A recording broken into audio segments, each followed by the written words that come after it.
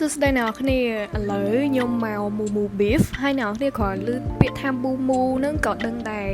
នៅមូមូគឺ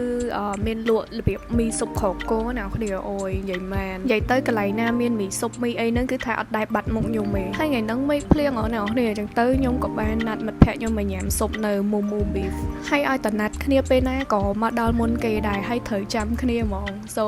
ខ្ញុំ order ខ្ញុំអីឲ្យទៅក៏ពួកគាត់បានមកដល់ម្ដងម្នាក់ហើយម្ហូបនៅលើតុហ្នឹងគ្រាន់ជាតង់ទី1ដែលខ្ញុំ order ចាំគាត់ទេឥឡូវយើងមកលាយទឹកជ្រលក់និយាយទៅទឹកជ្រលក់គេឆ្ងាញ់ណាស់អ្នកគ្នាលាយតែតាមរូបមន្តគេទៅអ្នកគ្នាខ្ញុំសរសើរមូមូហ្មងទឹកស៊ុបគេឡើងឆ្ងាញ់និយាយទៅជាតិហ្មងអត់ប្រៃអត់ផ្អែមអត់ហឹរខ្លាំងហើយអត់ឈួលទេបើនិយាយពីសាច់គោវិញណាដាក់ចូលមាត់ទៅលាយក្នុងមាត់ហ្មងសាច់ដាក់ទៅលាយហ្មង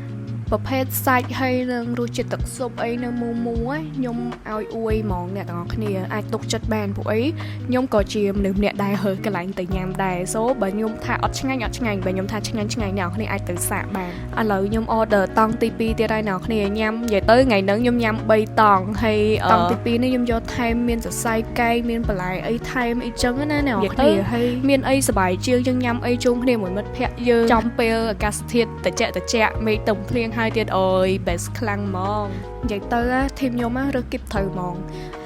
និយាយទៅគីបនេះសិតតែអ្នកញ៉ាំច្រើនហើយអ្នក clear ហ្មងអញ្ចឹងម្ហូបមិនបាច់សល់ទេគឺថាអត់មានសល់ទេហៅប៉ុណ្ណាញ៉ាំអស់ប៉ុណ្ណឹងហ្មងអ្នកគ្នាមូមូគេផ្ដោតទៅលើគុណភាពសាច់ខ្លាំងមែនទែនហ្មងពួកខ្ញុំនាំគ្នានិយាយថាចំតម្លៃប៉ុណ្ណឹងហើយមិនបានគេដាក់សាច់មកល្អម៉ែញ៉ាំនៅនឹងគឺថាអត់ស្ដាយលុយហ្មងអ្នកគ្នាតម្លៃក៏រៀងធូរថ្លៃដែរបើប្រៀបធៀបមួយ quality រសជាតិរបស់គេអីវិញណាតម្លៃប៉ុណ្ណឹង